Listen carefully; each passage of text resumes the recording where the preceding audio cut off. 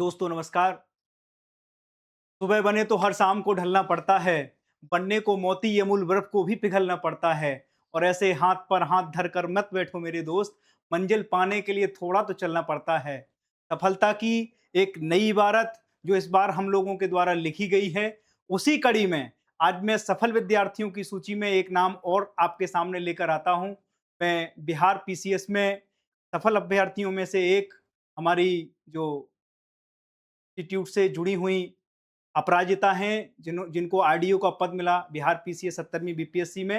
मैं चाहता हूं कि वो आएँ और अपना परिचय दें और हमारे जो विद्यार्थी इस समय तैयारी में हैं, उनके लिए कुछ क्या मोटिवेशन हो सकता है, उसके कुछ मायने हैं। तो उनको मैं चाहता हूं कि आप मंच पर आ जाएँ और अपनी जर्नी के बारे में बताएँ, थोड़ा-सा 2 मिनट का, फिर मैं जी। मेरा नाम अपराजिता कुमारी है। मेरा 70वीं बीपीएससी में एज़ अ आरडीओ सिलेक्शन हुआ है और इसकी जर्नी तो 2024 से ही प्रीलिम्स फिर मेंस और डिटेल्ड इंटरव्यू और हमें मेंस का भी पता होता है, प्रीलिम्स का भी पता होता है, बट इंटरव्यू के टाइम पे मैं बिल्कुल ब्लैंक थी। एंड फिर जब इस इंस्टीट्यूट में आई तो सर मुझे सारे हुँ, इंस्टीट्यूट में जैसे 10-15 मिनट का इंटरव्यू है, तो हुँ, हुँ, बट यहाँ पे मतलब almost 1 hour, 1 and a half hour का गाइडेंस मिलता था and properly balanced.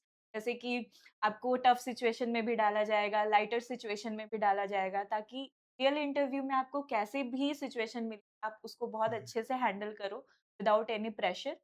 Hmm, and उसके बाद भी डिटेल जैसे मेरा मॉक इंटरव्यू खत्म होता था तो सर पर्सनली फिर बताते थे कि एरियाज़ पे काम करना है, बुक्स हुँ। रिकमेंड करते थे। तो वाज़ अ ग्रेट एक्सपीरियंस अच्छा। इन द इंटरव्यू और सेशन। आपने एक चीज़ जो बताई, मैं अपने विद्यार्थियों को बताना चाहता हूँ कि हमारे जो इंस्टीट्यूट के जो वो हैं, ओनर हैं, ये दिग्विजय जी, उनके बारे में मैडम कुछ बता रही थी कि वो बहुत टफ़ हैं। तो मैं एक बार उनसे उनको भी बुला लेता हूँ कि सर सबसे पहले तो आप आएँ और अपने विद्यार्थियों की सफलता के बारे में सबसे पहले इन्हें बधाई दें। उस पे कुछ भेंट करें आप, है ना? अपराजिता का बड़प्पन है, जो इसका श्रेय हमें दे रही हैं। असल में जो सबसे बड़ा योगदान रहा है, वो इनके कठिन परिश्रम, निरंतरता और इनके आत्मविश्वास का रहा है।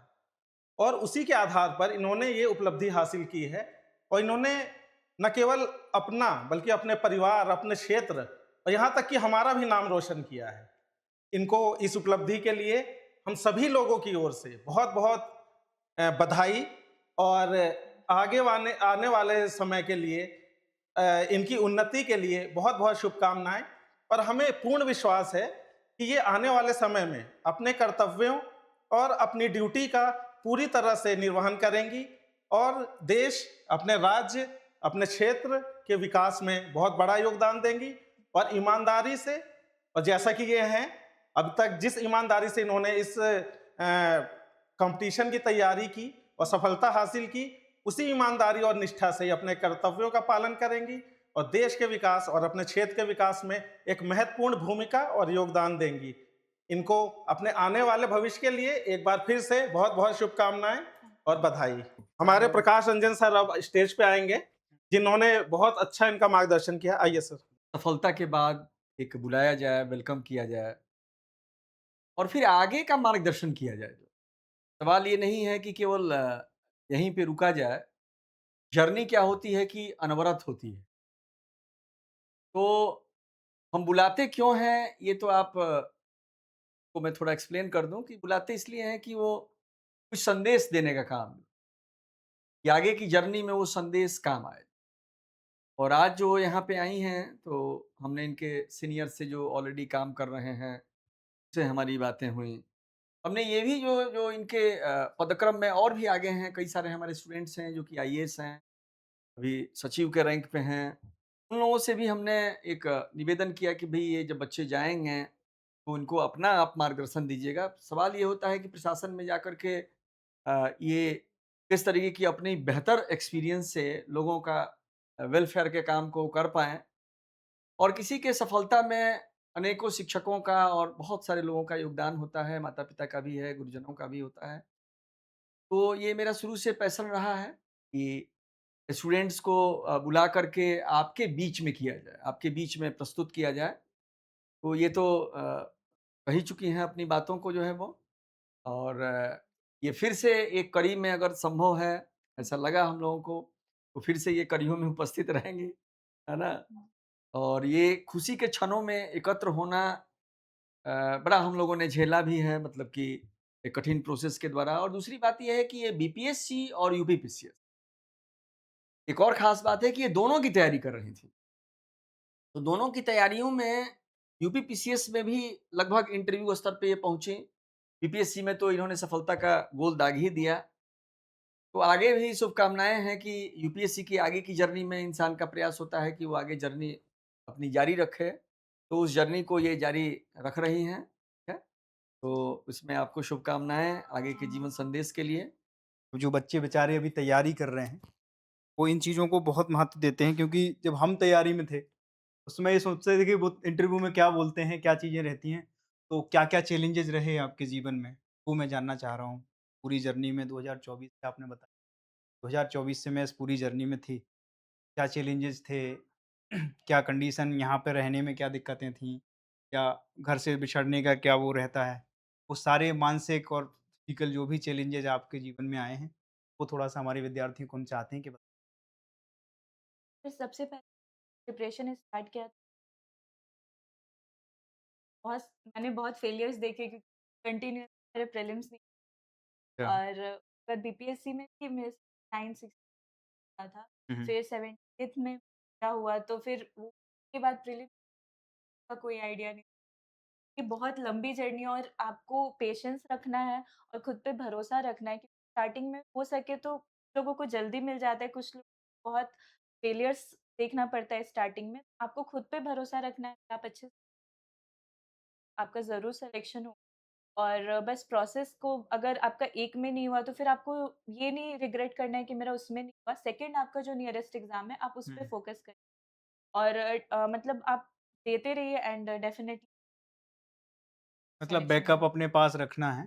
जी, ये पढ़ के नहीं बैठना है कि नहीं सर इस यूपीएससी ही देनी है, तो जी। यूपीएससी में अगर नहीं होगा तो नहीं करेंगे। तो इस यूपीएससी, पीसीएस, बीपीएससी हुँ, मतलब कहीं न कहीं बहुत सिमिलर पैटर्न पे हैं। हुँ, हुँ। तो मुझे लगता है कि अगर जो यूपीएससी का करे वो यू साथ में दे, अच्छा। उनके लिए अच्छा रहेगा। अगर उसका इधर हो जाता है तो वो भी बहुत बढ़िया और फिर वो क्या चेंज आता है एक अभ्यर्थी के जीवन में जब वो अपने स्ट्रगल की जर्नी में होता है और जब आप देखते हैं कि लिस्टिंग में हमारा नाम, अभी जैसे आप बता रही थी मुझे, कि मैंने तो क्रॉस चेक किया कई बार कि ये मेरा ही नाम है। तो और भी जो विद्यार्थी मेरे पास अभी आ रहे हैं इस कड़ी, रोज़ मैं पूछता हूँ तो वो कई बार ऐसा बोलते हैं कि मैं तो क्रॉस चेक कर के परेशान था, कि ये मेरा ही नाम है। तो ये क्या चेंज आता है आपको जब आप उस समय होते हो कि सर हम एग्ज़ाम के मतलब एस्पिरेंट हैं और उसके बाद आप सफल विद्यार्थी बन जाते हैं।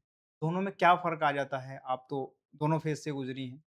फिर ये पूरी जर्नी हमें बहुत ह्यूमिलिटी सिखाती है, एक हम्बल इंसान बनाती है क्योंकि जब प्रिपरेशन से पहले हमें लगता था कि कब आता है सब कुछ, जब जब इस प्रोसेस में लोग बहुत हम्बल हो जाते हैं और मुझे लगता है ये लाइफ टाइम उन्हें याद रहना चाहिए। किस तरीके से इस प्रिपरेशन ने हमें क्या कुछ सिखाया है, हुँ।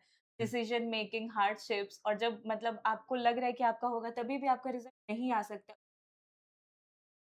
तो ये सारी चीज़ें और सर अभी रिज़ल्ट आया तो मैं बहुत ग्रेटफुल हूँ, नहीं, सिलेक्शन वो तो हुआ। हम सब लोग हैं जी और सर। ये पूरी जर्नी आपकी नहीं होती है। ये जो हमारे शिक्षक बैठे हैं, ये जो मैनेजमेंट बैठा है, ये सब लोग उस पूरी शिद्दत के साथ काम करते हैं आप लोगों पर और कोशिश हमारी ये रहती है, आज सोचो ये दिन आपके लिए तो कितना महत्वपूर्ण है, उससे ज़्यादा महत्वपूर्ण हम सब लोगों के लिए और हमें बहुत अच्छा लगता है।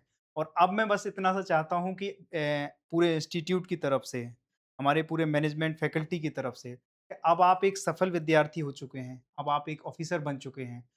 अब जो आपके काम होंगे, उसमें नैतिकता बरकरार रखना, क्योंकि वो जो बेस है, हम चाहते हैं कि जो हमने देना था वो हम दे चुके हैं। अब बाकी जो आपको सेल्फ लेना है उस समाज को देने का समय है। आपने जो कुछ भी वहाँ से लिया था, हुँ, वो आपने लिया था, अब उसको देने का टाइम है। तो जी सर। पूरी ईमानदारी, पूरी शिद्दत और पूरी मेहनत के साथ आप दें और एक अच्छे ब्यूरोक्रेट्स बन के दिखाएँ, यही जी सर। हमारी शुभकामनाएँ हैं और आप ऐसे ही तरक्की करें। खूब शुभकामनाएँ, खूब थैंक यू हमारा सर। आशीर्वाद आप लोगों के साथ है। Thank you.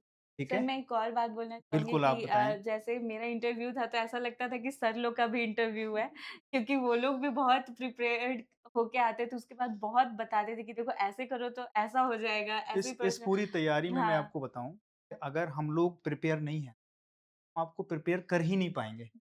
सर को इस एज में मतलब मुझे लगता है कि 60 के हो गए होंगे और आज भी 50 के हैं और आज भी रोज़ अखबार पढ़ते हैं। तो ये क्यों पढ़ते हैं? वो केवल हैबिट की बात नहीं है, क्योंकि वो अगर नहीं पढ़ेंगे तो वो आपको अपडेट नहीं कर पाएँगे और अगर आपको अपडेट नहीं कर पाए तो आप वो लिखेंगे क्या जो आपको लिखना है? जी। करंट के साथ जोड़ेंगे क्या? तो वो सारे मुद्दों पर, सारे इश्यूओं पर हम लोगों को अपडेट होना पड़ता है और हमारी तो बस यही है कि सबसे पहले तो वहाँ जो वुमेन्स की जो कंडीशंस हैं कि आप रूरल डेवलपमेंट ऑफिसर बने हैं, तो ग्रामीण स्तर पे आपको वो बिल्कुल ग्राउंड पे काम करने को मिलेगा। आप बेहतर तरीके से उनकी स्थितियों को सँभालें, बच्चों की स्थितियों को सँभालें, एजुकेशन में जो कुछ भी आप दे सकते हैं उनको दीजिए, है ना? अच्छा। वो आप दीजिए, हमारी शुभकामनाएँ बाकी। आप ऐसे ही अभी अगर मौका मिला तो एक बार हम लोग और बुलाएँगे, सब लोगों को इकट्ठा बुलाने का हम लोगों का प्रयास है। तब के लिए बहुत-बहुत थैंक यू, आप आए थैंक हम यू लोगों सो से मच जुड़े, है सर, ना? थैंक